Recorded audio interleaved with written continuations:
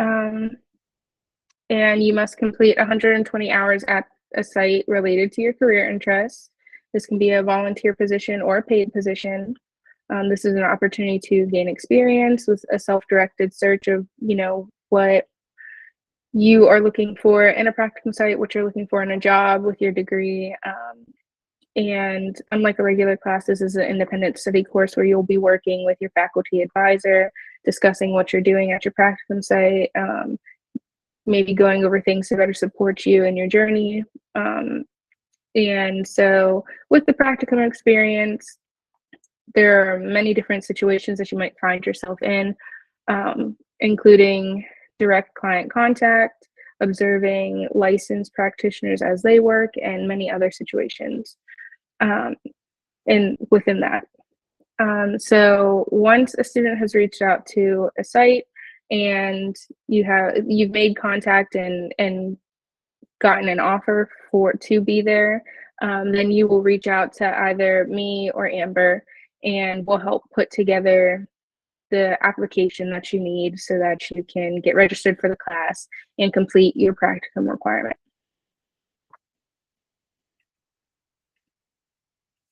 So faculty advisors are all of our full-time psychology staff.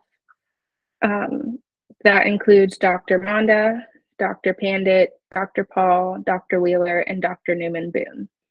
Now, if you are looking for a practicum for the summer, just be advised that Dr. Pandit is not taking on the role as faculty advisor for the summer semester. So if you are looking to start your practicum this summer, you'll have to go to Dr. Monda, Dr. Paul, Dr. Wheeler, or Dr. Newman Boone, but not Dr. Pandit.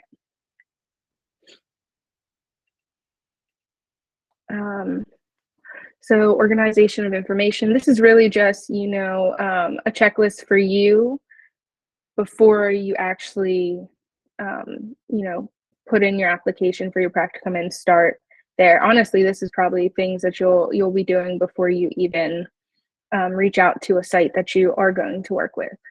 So that would be creating a resume that reflects your current skill set, maybe any opportunities or job experiences or things of that nature that you've done since the last time you updated a resume, or if you've never created one, like make sure that you include things that you're doing now as well.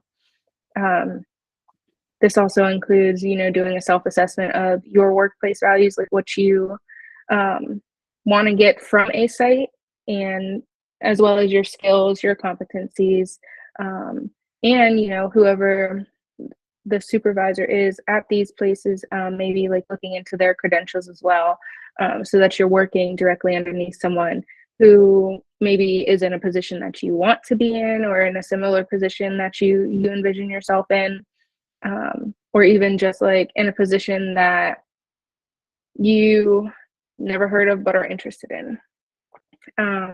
You may also do writing samples or personal statements depending on what practicum you're looking for and what site you're trying to work with. You definitely need to just understand your interests and determine what your focus is for your practicum, and feel free to schedule a meeting with me or Amber, and we can talk more about your interests and your values and the skills that you have, because I'm sure when you go to create that resume and you're trying to think of skills to write down, there's some that may not even come to mind for you and that we can highlight for you.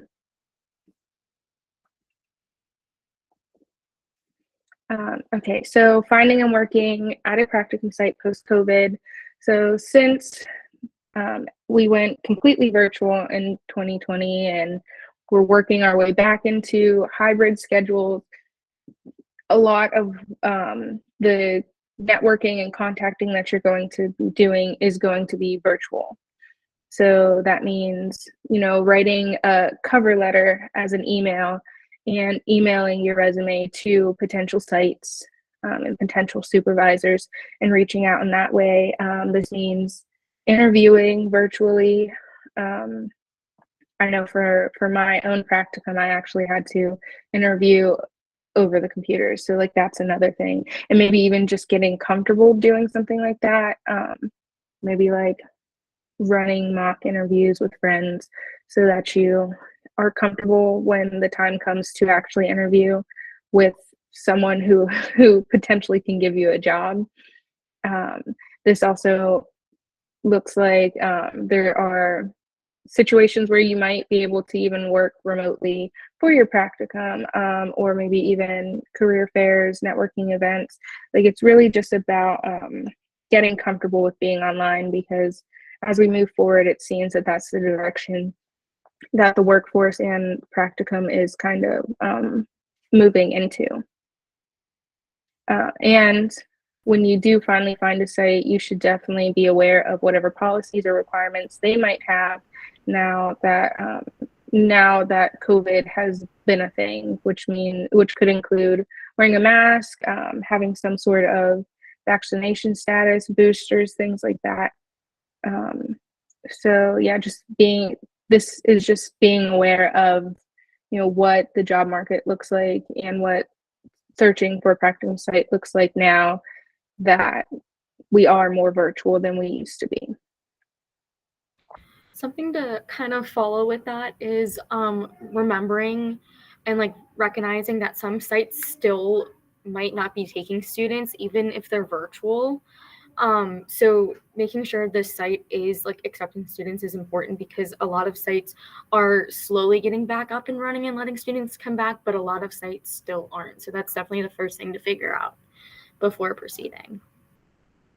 Thank you, Amber.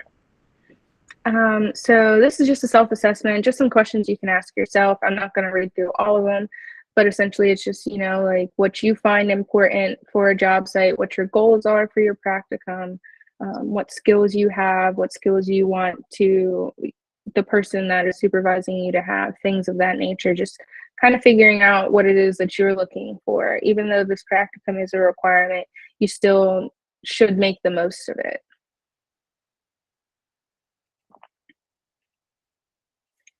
So networking, essentially, this is just, getting out there, making yourself known specifically in the field that you want to eventually work in.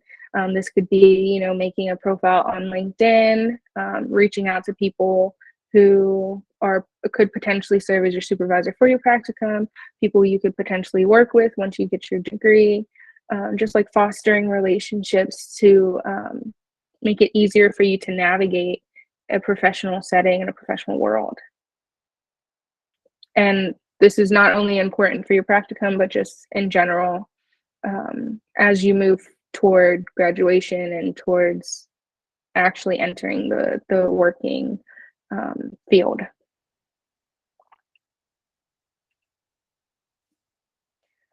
So we really hope that you investigate and fully evaluate all of your potential sites. I've said it once and I'll say it again, like just knowing exactly what you want out of this. Again, even though it's a requirement, you still need to make the most of it. And it's really important that you pick a site that aligns with your career goals, with your personal values, and that like is fostering a workplace kind of culture that you can see yourself in.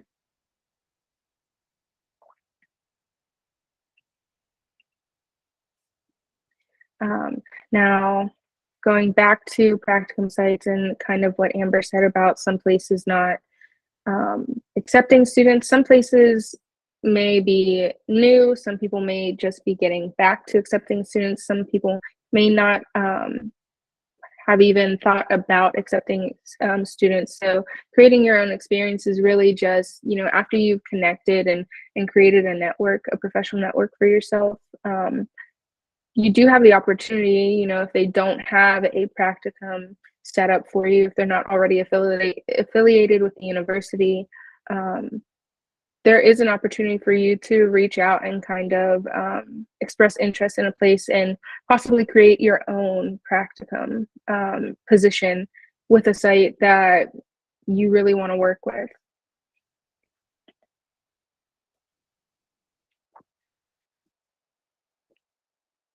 So really, this is just kind of a timeline for contacting sites.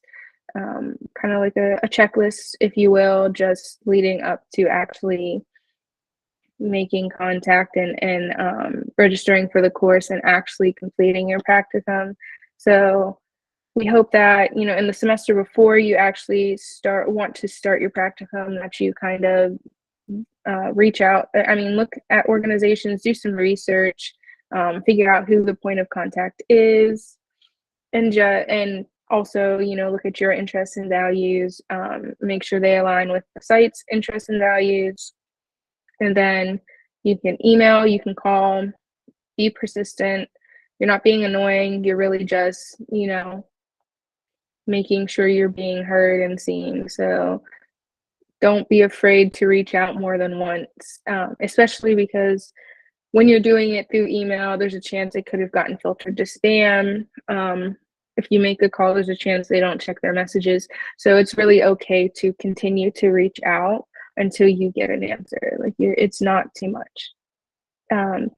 You should also, heading into interviewing with potential sites and supervisors, you should really kind of look into what questions you want to ask them. You know, look at their site, look at their mission, ask them, you know, if they have the ability to, if you're allowed to record there. I know that's part of practical requirements. Ask about the hours, ask about your supervisor, ask about the type of clients that they see. Just really giving them questions as well. I know a lot of interviewers really like when the people they're interviewing come with, you know, well thought out and informed questions to ask them about, you know, what it is that they do and what it is that they expect from you. And again, stressing one more time to make sure that the site that you're reaching out to is a place that you could see yourself working at. Because you don't want to get halfway through or even like commit to a place right off the bat and then find out that this isn't a place you want to work at, this isn't a field you want to work in. It would make the whole process a lot harder on you. So just really make sure that the sites that you're reaching out to are places that you actually could see yourself being at.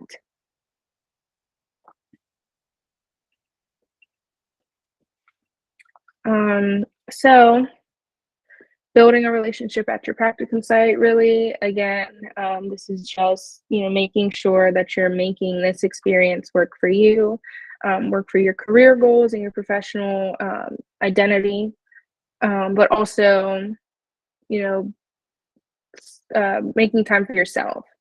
I know because this is a requirement, during the last few semesters you are completing for your undergraduate degree, you may feel as though you kind of have to put your all in it. But I want to stress that you need to make time for yourself. Make sure you're not overextending yourself. Set and communicate boundaries with your supervisor. Like in that interview, if there's times that don't work for you, they are going to work with you. They know that you're a student. They are completely understandable with that. And if they aren't, then maybe that's not the place for you. So really just don't make it more work than it has to be. This is really to better yourself and to just better your professional identity. So like don't put too much stress on it or on yourself when going into this practicum.